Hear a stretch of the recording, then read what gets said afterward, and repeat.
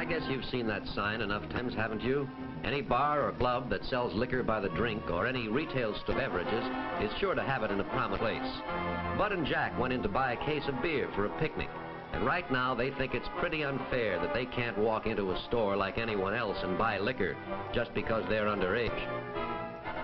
Oh, that's me, incidentally, Tom Ullman. I'm a sports reporter on the city paper. The boys want me to take their money and buy their drinks for them. No deal. Maybe it'd be a good idea if I told them a little something about why that sign is in the window and why they should be glad it is there. For anybody who fools around with this, adult or minor, is playing with dynamite. I decided to tell these boys about Paul, Jim, and Tip. I guess you could say Paul started it all, but it wasn't all his fault, actually. You see, he was just too good a musician for his age.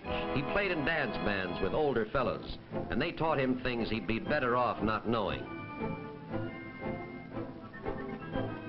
Jim had the richest father in town, and Tip, well, Tip was captain of the basketball team, all-state the year before.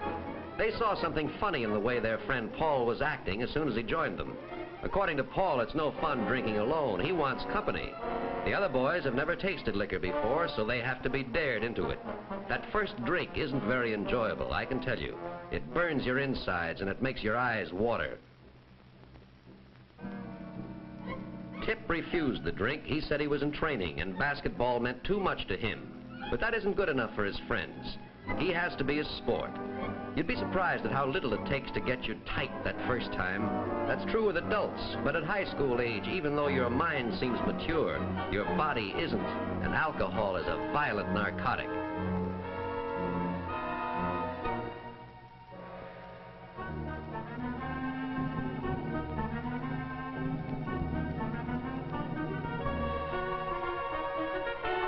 Ever wonder what alcohol does to the human body, aside from making the owner of it act like this?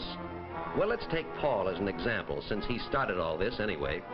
Anthropologists say that what distinguishes man from the lower animals is his power of reason, a power found in the portion of the brain called the frontal lobes.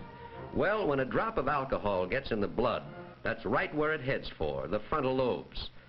Almost as if its aim in life was to transform man back into an animal, to take away the reasoning powers and self-controls, or to use a highbrow word, inhibitions that make that human society possible. What would happen if the bottle weren't empty, if the boys could go on drinking? Well, alcohol doesn't stop after knocking out the frontal lobes. It starts in on the whole nervous system and eventually affects every function of the body. How much alcohol does this take? Well, suppose there are 3 or 4 drops of alcohol for every 1,000 drops of blood. Then the drinker looks like this, only half conscious, hardly able to stagger, hard to breathe. If he keeps on drinking and the concentration reaches 4 to 5 drops, he ends up like this. And that's fortunate in a way, because if he was able to lift his hand for another drink, the undertaker would have another customer. You see, all it takes is 5 drops of alcohol for every 1,000 drops of blood, a half of 1%. And brother, you're a dead duck.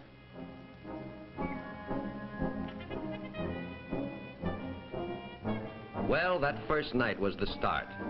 Paul, Jim, and Tip took to drinking together. Jim's father gave him plenty of money, and Jim kept them in liquor.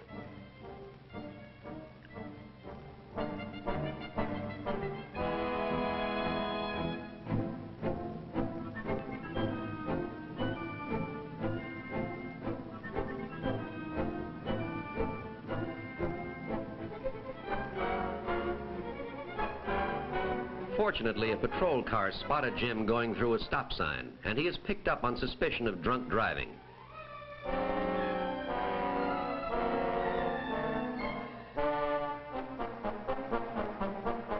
Jim's father was summoned to the station, and because this was Jim's first offense, was successful in having Jim released, following a severe warning. In the meantime, Tip's playing went from bad to worse, and then came a day that Tip would like to forget. But one he'll remember all his life. He was kicked off the basketball team. But his 2 good friends were there to console him, and they were sure a drink would make him feel better. Well, the alcohol story usually runs to a pattern. The boys were drinking more and more, depending on liquor to get them through the day. Even dates were no fun anymore without a bottle.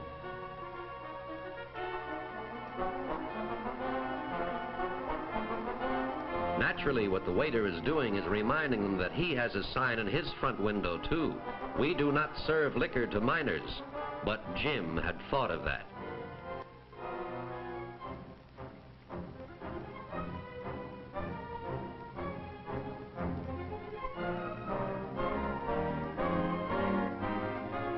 Jim's date, Judy, had never tasted liquor before, but like dope addicts, one drinker can't stand the sight of somebody not drinking.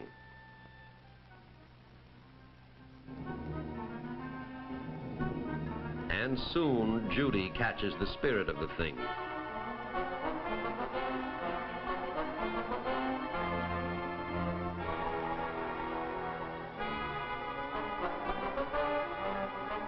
The waiter has a right to be sore. They'll give the club a bad name, he says, and he boots them all out. He wants to keep his license.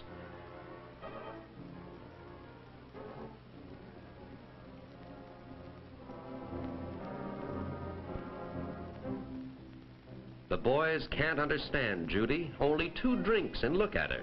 But it's really very simple. Tolerance for alcohol varies from person to person.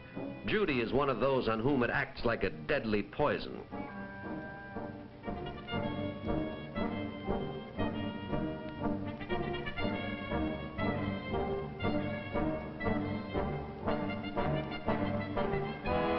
And on someone who has never used it before, the effect is a lot more violent. Jim himself is in no shape to drive. Right now he wishes he'd taken just one less drink.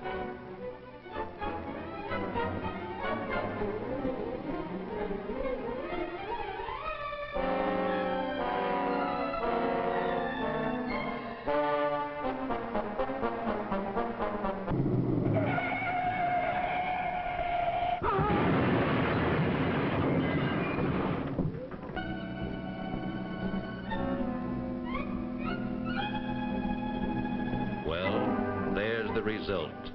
Just another victim of a drunk driver. One of the estimated 10 to 20,000 last year alone.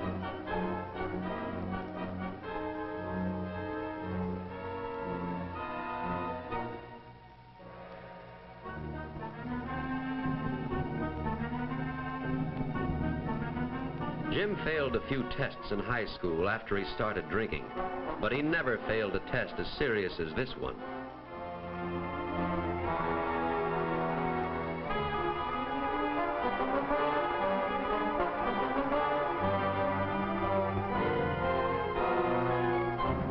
Jim went to jail with plenty of time to think.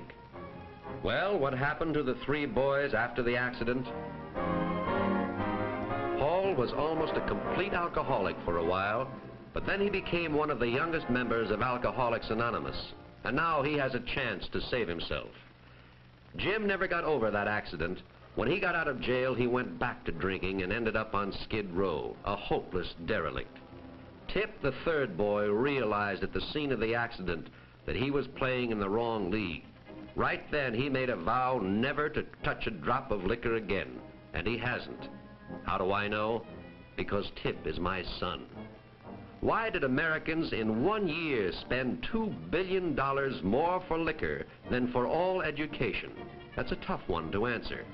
When a man can't or thinks he can't measure up, he looks for a crutch, something to help him. He takes a drink. Alcohol deadens the part of the brain that holds his worries and responsibilities, and he thinks it's helping him. But instead of helping him, every drink gives him that much less chance of ever being able to get along, and his crutch ends up by destroying him. Now, if a mature adult admits his failure as a man or woman by resorting to alcohol, what about the boy or girl who never gives himself a chance to learn to adjust without liquor? He's licked before he starts. So that's why you see that sign in the window, and that's why every boy and girl should be glad that somebody put it there. Because alcohol is dynamite.